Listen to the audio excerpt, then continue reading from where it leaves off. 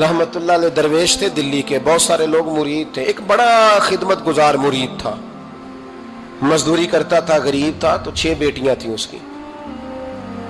حضرت صاحب کے پاس روز آ کے کہتا حضور بچیوں کے لیے دعا کرے اللہ کوئی اسباب پیدا کر دے، ایک بچی کی شادی کا خرچہ 1000 دینار ہے اور میں غریب ہوں۔ حضرت صاحب دعا کر دیتے۔ خانقاہ شریف کے تھوڑے ہی فاصلے پر حضرت جہاں بیٹھ کے مریدوں کی تربیت کرتے تھے، اس سے تھوڑا ہی فاصلے پر نا ایک عیسائی رہتا تھا، بڑا مالدار تھا، بڑی سارے اونٹ، گائیں، بھیڑ، بکریاں رکھی ہوئی تھی، اور حضرت شرف الدین رحمت اللہ علیہ کی بڑی مخالفت کرتا تھا۔ اور یہ جو آپ کا غریب مرید تھا یہ اس کا پڑوسی تھا، ایک دن بلا کے نا ان کو کہنے لگا کہ تو کدھر جا کے جو ہے وہ ٹکرے مار رہا ہے، وہاں سے کچھ نہیں ملنے والا، وہ تجھے کیا دیں گے جن کی خانقاہ خود چندے پہ چلتی ہے، مدرسہ چندے پہ چلتا ہے، مسجد چندے پہ چلتی ہے، تیری بیٹی کا معاملہ کہاں حل ہوگا؟ تو اس درویش نے کہا کہ تو میرے پیر کو نہیں جانتا، تو مجھے میرا محبوب نہیں ڈٹھا، تو پتہ نہیں نا تو اس رستے کا مسافر نہیں، تو نہیں جانتا، ان کا بس چلے نا تو وہ ہر قیمت میں میری بیٹیوں کی شادی کرا دیں۔ اب وہ عیسائی تھا، کہنے لگا اچھا چلو ٹھیک ہے، اگر اتنی بات ہے نا تو جاؤ ان سے جا کے کہہ دو کہ 6 سال کے لیے میرے ساتھ معاہدہ کر لیں، وہ میرے جانوروں کو چارہ ڈال دیا کرے، 6 سال ڈیوٹی کرے، میں 6000 دینار دے دیتا ہوں۔ وہ میرے ساتھ 6 سال میرے جانوروں کو چارہ ڈالے، رکھتے ہیں نا آپ چارہ ڈالنے کے لیے ایڈوانس پیسے دے کے، اب تو لوگ انہیں بھی غلام ہی بنا لیتے ہیں، بڑی تھوڑی تنخواہ دیتے ہیں، ظلم کرتے ہیں، پورا معاوضہ نہیں دیتے۔ حضرت شیخ شرف الدین کے بارے میں وہ کہنے لگا جا اپنے پیر سے جا کے کہہ کہ میرے جانوروں کو 6 سال چارہ ڈالے، میں 6000 دے دیتا ہوں، تو جو کہتا ہے ہر قیمت پہ جانے کو تیار ہے۔ اس نے جب یہ بات کی تو مرید نے ناراض ہو گیا، وہ لڑائی ہو گئی، گریبان پکڑ لیا، جھگڑا ہوا، بات بڑی دور گئی، اس طرح کی بات کرتا میرے حضرت کے بارے میں، تیرے جیسے کئی میں وہاں کام پہ رکھا دوں۔ جب وہ بڑی بحث ہوئی، بات محلے میں علاقے میں پھیل گئی، دنیا نے سن لی تو شیخ شرف الدین تک بھی پہنچ گئی۔ اس طرح جھگڑا ہوا ہے، لوگ سو گئے عشاء کی نماز کے بعد، حضرت صاحب نے نا سر پہ کپڑا لیا، اس عیسائی کے دروازے پہ دستک دی، وہ باہر آیا، فرمانے لگے لوگ تو سوچ سمجھ کے ملازم رکھتے ہیں، تو نے بھی تو سوچ ہی لیا ہوگا تبھی تو مجھے آفر کی ہے، تو اپنی آفر پہ قائم ہے، واقعی مجھے رکھ لے گا اور 6000 دینار دے دے گا؟ کہنے لگا جا بابا کام کر اپنا۔ فرمایا نہیں، تو نے اتنے لوگوں میں بات کی، اتنی بحث ہوئی، تو قائم ہے؟ کہنے لگا میں تو قائم ہوں پر آپ نے نہیں قائم رہنا۔ فرمایا میں سوچ سمجھ کے آیا ہوں۔ اس نے کہا آپ ڈیوٹی کریں گے، بحثوں کو چارہ ڈالیں گے؟ فرمایا ایک شرط، بس جب اذان ہو جائے نا تو مجھے رب کی نماز پڑھنے کی اجازت دے دینا، باقی صبح و شام جو تو کہے گا۔ اگر اس غریب کی بیٹیاں بیائی جائیں تو مجھے اور کیا چاہیے، اس کی 6 بیٹیوں کا بوجھ ہے اس کے سر پہ، تو مجھے رکھ لے۔ اللہ اکبر۔ وہ کہنے لگا چلے پہ میرے ساتھ خط بندگی کر لیں، آج کل ہم اسٹام کرتے ہیں، اس زمانے میں خط بندگی ہوتا تھا، غلامی کا خط، قاضی شہر کے پاس، یعنی اس کا خیال تھا کہ چلو اسٹام کی بات کروں گا تو بھاگ جائیں گے۔ فرمایا چل میں تیار ہوں۔ قاضی تک گئے، طے ہو گیا، 6000 دینار دے دیے۔ حضرت نے مرید کو بلایا، فرمایا پتر یہ لے جا، جا میری بیٹیوں کو روانہ کر دے۔ کہنے لگا حضور یہ کیا کر رہے ہو آپ، کچھ سوچیں۔ فرمایا یار جب تجھے بیٹا بنا لیا تو پھر میری پوتیاں تو لگتی ہیں نا، میرا حق تو بنتا ہے نا، جا کے ڈیوٹی کر، ان کو بیاہ دے۔ بات پھیل گئی، بادشاہ بھی عقیدت مند تھا، وہ 12000 دینار لے کے پہنچا۔ کیا بتاؤں ان رب کے بندوں کا دل کیسا ہوتا ہے، کیا درد ہوتا ہے، کیا رنگ۔ 12000 دینار لے کے بادشاہ آیا اور آ کے حضرت کو پیش کیے کہ حضور آپ دیں اس عیسائی کو ڈبل دیں اور جائیں کام کریں۔ آپ فرمانے لگے تو پیسے دے، شرطیں نہ لگا، میرا جہاں دل کرے گا میں خرچ کروں گا، مجھے تو مزہ ہی اب آنے لگا ہے، ابھی تو لطف آ رہا ہے، ابھی تو ذائقہ آیا ہے کچھ کرنے کا، پیسے دینے ہیں تو دے، پابندی نہ لگا، جہاں میرا دل کرے گا میں۔ اس نے کہا حضور ٹھیک ہے رکھ لیں۔ حضرت نے فجر مسجد میں پڑھی، جیب میں 12000 دینار تھے، اعلان فرمایا بھی کسی اور کی بیٹی بھی بیٹھی ہے تو پیسے میرے پاس ہیں۔ وہ 12000 دینار بھی بانٹ دیا، اور 12000 دینار بانٹ کے نہ تو پھر چلے گئے کھیت میں چارہ کاٹنے۔ اس عیسائی کو کسی نے بتلایا کہ ان کے پاس تو 12000 آیا ہے پر تجھ سے جان نہیں چھڑائی انہوں نے، کہ وعدہ یہ ہوا تھا کہ 6 دیں گے تو جائیں گے، جب تک دیں گے نہیں تیرے گھر میں کام کریں گے۔ وہ نا چارہ کاٹ رہے تھے، حضرت صاحب تو وہاں پہنچ گیا، دور جا کے کھڑا ہو گیا، کہنے لگا بابا پہلے تو میں نے مسلمانوں کے اخلاق سنے تھے، اب تو میں نے دیکھ بھی لیے، پر یہ بتا جب 12,000 آیا تھا جان کیوں نہیں چھڑائی؟ تو حضرت چارہ کاٹتے کاٹتے رو پڑے، فرمانے لگے تو نہیں نہ جانتا یہ بیٹیاں سانجی ہوتی ہیں، پتہ نہیں نا؟ میرے رسول پاک نے تو حاتم تائی کی بیٹی کے سر پہ کپڑا رکھ کے کہا تھا بیٹیاں برابر ہوتی ہیں، تو یہ نہیں پتا جب اس کی 6 بیٹیوں کی شادی ہوئی ہے میرے اندر روحانیت کتنی بڑی ہے۔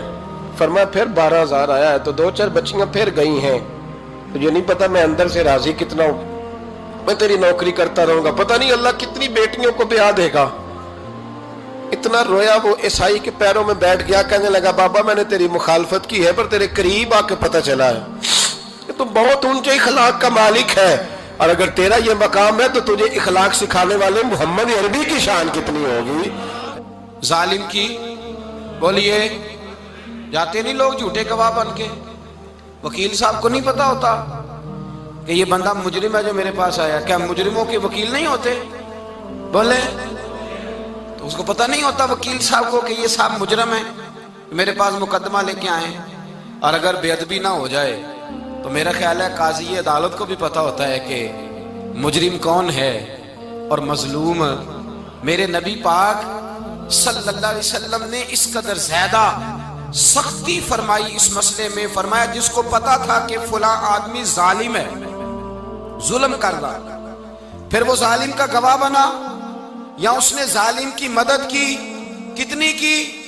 شارحین لکھتے ہیں چاہے اس نے ایک جملہ بول کے کی، چاہے ایک، سارے بولیے، چاہے ایک غریب کو اس نے ظلم کیا تو کہتے ہیں علاج یہ سی، چاہے ایک جملہ بول کے کی، شارحین اس حدیث کی شرح میں لکھتے ہیں ایک جملہ بول کے چاہے مدد کی، جس بندے نے کسی ظالم کی مدد کی کسی مقدمے میں یا کسی صورت میں اور اسے پتا تھا یہ ظالم ہے، میرے نبی پاک صلی اللہ تعالیٰ علیہ وسلم فرماتے ہیں اگر اس نے مدد کی، ابھی ظالم کی بات نہیں ہو رہی، ظالم کے مددگار کی بات ہو رہی، اگر کسی نے ظالم کی مدد کی تو حضور فرماتے ہیں خدا بھی اس سے بری و ذمہ ہے، رسول بھی اس سے بری و ذمہ ہے۔ سنبھال کے رکھے اپنی نمازیں، قربانیاں، حج، زکوٰۃ سنبھال کے رکھے۔ اگر ظالموں کا مددگار ہے، الیکشن آ لینے دے، آپ کو نظر آ جائے گا کون کون ظالموں کا مددگار ہے، نظر آ جائے گا۔ اپنی جیب سے لوگ پیسے دے کے ظالموں کی مدد کریں گے، ان کے فلیکس چھپوائیں گے، بورڈ لگوائیں گے، جیبوں سے پیسے دے کے۔ ہم نے خود آگ لگائی ہے چمن میں اپنے، بے سبب گردشی ایام کو الزام نہ دو، ہم نے خود نور کا ظلمت سے کیا ہے سودا، کر کے توہین سحر شام کو الزام نہ دو۔ ظالموں کے مددگار میدان میں آ گئے، یہ چھوٹا لفظ نہیں، میرے حبیب پاک صلی اللہ علیہ وسلم نے فرمایا جو ظالم کا مددگار ہے سن لے جو سجن کے ساتھ کچہری جاتا ہے، وہ یاد رکھے جو دوست کا گواہ بنتا ہے، وہ یاد رکھے جو کہتا ہے میں مانگی گیا تھا، مجھے بلایا گیا تھا قبضہ چھڑانے کے لیے کسی غریب بیوہ کی جائیداد پہ، وہ سن لے تو مدد کر کے نہیں آیا، تو خدا کے ذمے سے نکل گیا ہے۔ رسول پاک نے فرمایا تیرا میرا تعلق ختم ہو گیا، تو ظالم کا مددگار ہو گیا، پھر تو کہتا میں بے چین ہوں، میں بے قرار ہوں، میں آزمائش کا شکار ہوں، پلٹ کے دیکھ تو صحیح تیرا گناہ کتنا بڑا ہے۔ میرے نبی پاک صلی اللہ علیہ وسلم کا ایک اور فرمان سن لیں، ابن ماجہ ابو داؤد میں موجود ہے، اس حدیث کو آپ نے یاد کر لینا ہے، کر لیں گے انشاءاللہ، سارے کہیے انشاءاللہ، کر لیں گے یاد۔ حضور صلی اللہ علیہ وسلم نے فرمایا اگر تو ظالم کی مدد کرے گا نا، یہ لفظ دل کی تختی پہ لکھ لینا، یہ مکافات عمل ہے، مکافات عمل دنیا، ادھر کرو گے تو ادھر بھرو گے۔ فرمایا اگر تو کسی ظالم کی مدد کرے گا، سن لے حضور کا فرمان ہے، اگر تو ابن ماجہ ابو داؤد سیاہ میں موجود ہے، فرمایا اگر تو کسی ظالم کی مدد کرے گا تو رب تعالیٰ مرنے سے پہلے تیرے اوپر بھی ظالم کو مسلط کر دے گا، تیرے اوپر بھی ایک دفعہ ظلم ضرور ہوگا اگر تو ظالم کی، وہ کسی صورت میں بھی ہو سکتا ہے، کسی صورت میں بھی تیرا بیٹا ہی اٹھ کے ظلم کر دے گا، تو الجھ جائے گا، کسی نہ کسی جگہ تیرے لیے تباہی کا سامان ہوگا، تیرے اوپر ظلم ہوگا، اس لیے کہ تو ظالموں کا مددگار ہے۔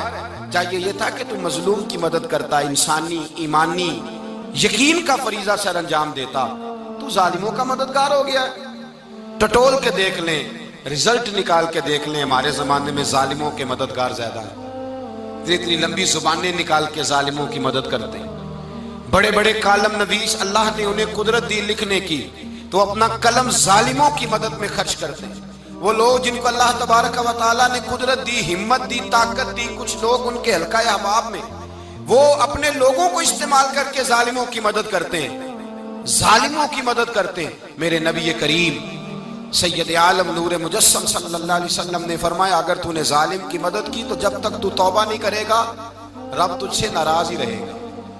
اللہ تجھ سے، او بھائی جس سے رب بھی ناراض ہو گیا، نہ کھانا نہ پینا نہ سونا نہ جاگنا نہ نیند، پھر تیری ہر چیز تیرے لیے آزمائش ہو جائے گی، پھر تیرا سایہ بھی تیرے لیے خوف کا سامان بنے گا، پھر زندگی جیتی جاگتی لاش بن جائے گی، تو اپنے کندھوں پر اپنی میت اٹھائے پھرے گا جب تو ظالم کا مددگار ہوگا۔ اور نبی پاک صلی اللہ علیہ وسلم نے فرمایا ظالموں کا مددگار بھی ظالم ہوتا ہے، ظالموں کا مددگار بھی، سارے بولے ظالموں کا مددگار بھی، نہیں کو نہیں، آپ سارے نہیں بولے، ایک دفعہ بولے ظالموں کا مددگار بھی، پکی بات ہے، ظالموں کا مددگار بھی۔ اللہ اکبر، جس کا یارانہ ہو، جس کا دوستانہ ہو، جو کہے میں نے نا اس کو اوکھے ویلے کے لیے ظالم کو یاد رکھا ہوا ہے۔ کبھی مشکل میں رکھے نہیں ہوئے لوگوں نے ظالم دوست، کہتے ہیں میں نے رکھے ہوئے ہیں، بلکہ ہمارے دیہات میں تو کہتے ہیں میں نے بازو بنائے ہوئے ہیں۔ کس کو بازو بنا لیا؟ ظالم بھی کبھی بازو ہوتا ہے، جو ظلم کی تلوار لیے میدان میں کھڑا ہے۔ قارون، حامان، فرعون، نمرود کا حال نہیں لوگوں نے دیکھا؟ اپنے زمانے میں آپ نے کتنے لوگ نہیں دیکھے جن کے سائے سے، آواز سے لوگ کانپتے تھے؟ پھر پولیس کی گاڑیوں میں وہ اس طرح مردہ پڑے کہ دنیا نے تماشا دیکھا ان کا۔ یہ رنگ ہم نے دیکھے نہیں اپنے آنکھوں سے۔ فرمایا ظالم کا مددگار بھی، جو کار میں بٹھا کے لے کے گیا وہ بھی ظالم، جس نے چائے پلائی وہ بھی، جس شخص نے کھانا کھلایا وہ بھی، جو کچہری تک ساتھ گیا وہ بھی، جس نے فلیکس کے نیچے، بڑے شرابی کے نیچے چھوٹی اپنی فوٹو لگائی وہ بھی، جو ووٹ کی پرچی ڈالنے گیا وہ بھی۔ کہہ دینا باہر نکل کے کہ حضرت صاحب نے سیاسی تقریر کی ہے، کہہ دینا، پر بات تو سچی ہے نا۔ خو کرے ہم تو سے تھوڑا سا گلا بھی سن لے، خو کرے ہم تو سے تھوڑا سا بھی گلا۔ امام مالک کے پاس ایک بندہ آیا، اس نے کہا حضور میں درزی ہوں، ایک ظالم بادشاہ مجھ سے کپڑے سلواتا ہے، میں تو ظالموں کا مددگار نہیں نا۔ ایک ظالم بادشاہ مجھ سے، حضور میں تو مددگار نہیں نا ظالموں کا۔ جو فرمایا ظالموں کا مددگار بھی ظالم ہوتا ہے، تو کپڑے لے کے آتا ہے میں سی کے دے دیتا ہوں، ذمہ داری نہیں۔ یہ ایک آدمی دکاندار ہے، اس سے کوئی بندہ چیز خریدنے آئے گا تو تھوڑی کہے گا میں نے نہیں دینی، تو دے گا۔ کوئی بندہ اگر کسی شخص سے کوئی کام کہتا ہے جو اس کی فیلڈ ہے، اس کا شعبہ ہے، اس کا معاش کا وہ سلسلہ ہے، کہتے ہیں یا رسول اللہ صلی اللہ علیہ وسلم ظالموں کا مددگار بھی ظالم، حضور نے فرما دیا۔ تو امام مالک سے بندے نے مسئلہ پوچھا، دل کی تختی پہ لکھنے والی باتیں ہیں، کہا حضور میں درزی ہوں، ظالم کپڑے سلواتے ہیں، میں تو مددگار نہیں نا۔ امام صاحب کہنے لگے نہیں، مددگار تو وہ ہوگا جو تجھے سوئی دھاگا فراہم کرے گا، تو پورے کپڑے سی کے دیتا ہے، تو خود بہت بڑا ظالم ہے، تو پورے سوٹ سی کے دیتا ہے، تو بہت بڑا ظالم خود ہے۔ مددگار تو وہ ہوگا جو تجھے دھاگا دے گا، جو تجھے بٹن دے گا، جو تجھے نلکی دے گا۔ جو ظالم سے اتنی نفرت ظلم کر کے بندہ ہے، یہاں تو ہمارے زمانے میں ہیرو بن جاتے ہیں لوگ، ظالم ہیرو ہے، لوگ اس سے ڈرتے پھرتے ہیں، گھومتے پھرتے ہیں، اور بہت سارے کم مزاج لوگ اس کے پیچھے ہاتھ باندھ کے پھرتے ہیں۔ ظالموں کی مدد کرنا، ظالموں کے ساتھ رہنا، یہ ظلم ہے، ظلم، یہ زیادتی ہے۔ میرے نبی پاک صلی اللہ تعالی علیہ وآلہ وسلم نے ارشاد فرمایا، یاد رکھو رب فرماتا ہے میں مظلوم کی مدد ضرور کروں گا، چاہے جلدی کروں چاہے دیر سے کروں، میں مظلوم کی مدد۔ اور حضور صلی اللہ علیہ وسلم نے فرمایا ہے، حضرت معاذ بن جبل کہتے ہیں حضور نے مجھے یمن کا گورنر بنایا، جب میں جانے لگا نا تو حضور نے بڑی نصیحتیں کی، بخاری میں موجود ہے، فرماتے ہیں جب میں پلٹنے لگا تو میرے رسول نے فرمایا معاذ ایک منٹ ٹھہر جا، ایک بات میری یاد رکھنا، اس کو نہ بھولنا۔ کہا حضور کیا؟ فرمایا دیکھنا کسی پہ ظلم نہ کر بیٹھنا، کہیں تجھ سے زیادتی نہ ہو جائے۔ محبوبہ پھر حضور نے فرمایا سن میرے معاذ، میں تجھے گورنر بنا رہا ہوں، زیادتی نہ کر بیٹھنا۔ یا رسول اللہ صلی اللہ علیہ وسلم کیا ہوتا ہے؟ تو میرے کریم نے فرمایا جب مظلوم دعا کے لیے ہاتھ اٹھاتا ہے تو عرش کا مالک کہتا ہے فرشتوں پیچھے ہٹ جاؤ، عرش کا مالک کہتا ہے فرشتوں پیچھے ہٹ جاؤ، دروازے کھول دو، فرمایا مظلوم اور رب کے درمیان شے حائل کوئی نہیں ہوتی.